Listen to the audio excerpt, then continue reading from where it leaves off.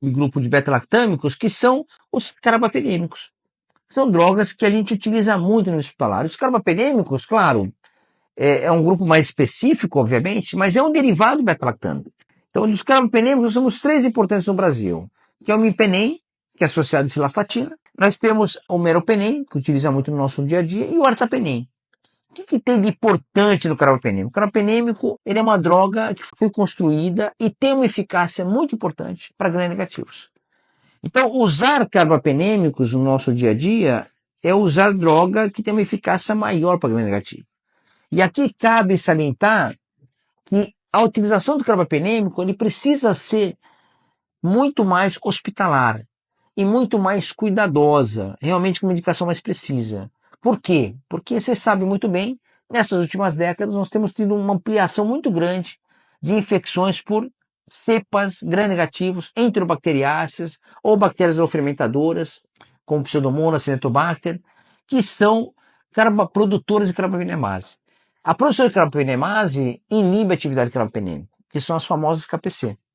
Então, a nossa utilização, principalmente a nossa utilização médica, indiscriminada de carbapenêmicos, sem indicação precisa, utilizando ele de maneira muito grande, em dúvidas clínicas muito grandes, situações que não há necessidade de se utilizar, nós estamos induzindo resistência. E eu falo muito para quem fica perto de mim, pessoal, e quem está escutando sabe disso, vai lembrar, que quando a gente dá antibiótico, o antibiótico é a única droga que faz lesão coletiva. Pensem nisso. Nem quimioterápico, nem nada faz lesão coletiva. Porque essas medicações que têm efeito colateral, é efeito colateral para o indivíduo. O antibiótico, além de ter o efeito colateral dele normal, a gente não vai discutir aqui hoje, ele tem um efeito colateral coletivo. Por quê? Porque se utiliza antibiótico, você de uma maneira ou outra vai criar uma pressão de seleção bacteriana e induzir resistência. Então, para a gente utilizar antibióticos, vamos ter que utilizar. E sempre que utilizar, de uma certa maneira, vai induzir resistência. Então, para a utilização, sempre ser muito cuidadoso, muito criterioso para isso. E nós vamos aqui na Infecto Massa discutir isso. Vamos discutir isso em vários momentos, vocês vão ver. A gente vai falar um pouco mais sobre isso, vamos falar sobre essas indicações precisas ou não. Nós vamos ter que aprofundar com isso, porque eu quero que nosso grupo, nosso ecossistema de colegas, realmente pensem nisso quando estiver prescrevendo um carbapenêmico, pense o cuidado que precisa dar para utilizar e pensar no prejuízo que pode ter coletivo por causa disso. Então isso é fundamental para a gente, tá, pessoal? Então precisa realmente tomar cuidado nesse aspecto. Uma diferença em relação aos carbapenêmicos, rapidamente, meronem e imipenem, drogas efetivas, cobrem gram-negativos, principalmente aqueles que produzem beta-lactamase de espectro expandido. Então a beta-lactamase é uma defesa da bactéria. E eu falei para vocês, aquelas primeiras drogas penicilinas não cobriam muito bem os gram-negativos que produziam beta-lactamase. Depois, as prosporinas de terceira geração foram criadas para isso, pipiracilina também criada para isso. Mas a bactéria começou a criar beta-lactamase, a gente chama de espectro expandido. Por quê? Ela cria vários tipos de beta-lactamase que consegue escapar da função, da atividade antimicrobiana. E aí, nessas bactérias que produzem beta-lactamase espectro expandido, os carbapenêmicos são droga de escolha.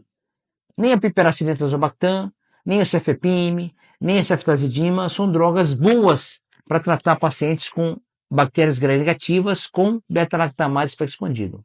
A piperacilina tazobactam ainda pode cobrir um pouco quando você tem um paciente que não tenha muito risco, não esteja séptico. Então, numa situação de bactéria gram-negativa, Escherichia coli, qualquer uma delas, com beta-lactamase espectro expandido em pacientes instáveis ou sépticos, você deve utilizar carbapenêmicos, porque o resultado vai ser melhor. Então vejam só, então temos que tomar cuidado, separar essas drogas para situações muito específicas para isso. E aqui vale a pena ressaltar que o meropenem e o imipenem cobrem bem os gram-negativos com beta-lactamase espectro expandido, inclusive Pseudomonas e Acinetobacter. Coisa que o ertapenem não consegue. O ertapenem é um carbapenêmico, mas não tem cobertura efetiva para Pseudomonas e Acinetobacter. Então, o carbapenêmico, o ertapenem, carbapenêmico, um tipo de ertapenem, ele vai ter um espectro parecido com o piperacilina tazobactam. Então, vocês começam a ver que tem um carbapenêmico com uma atividade mais restrita. Então, vocês têm que evitar utilizar. Por quê? Porque se não eu utilizo essa droga com drogas que têm espectro diferente, eu vou usar uma droga que eu posso substituir por outras, de outros grupos, que não vão induzir KPC, carbapenemase. Entenderam isso, pessoal?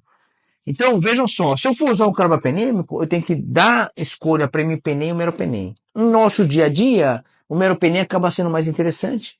Primeiro, pela posturologia. Segundo, tem uma penetração tecidual melhor que o imipenem em algumas situações, principalmente no sistema nervoso. E terceiro, que o efeito colateral do meropenem em relação aos sintomas neurológicos é menor do que o imipenem. Então, no nosso dia a dia hospitalar, a utilização do meropenem como carbapenêmico de escolha é mais interessante.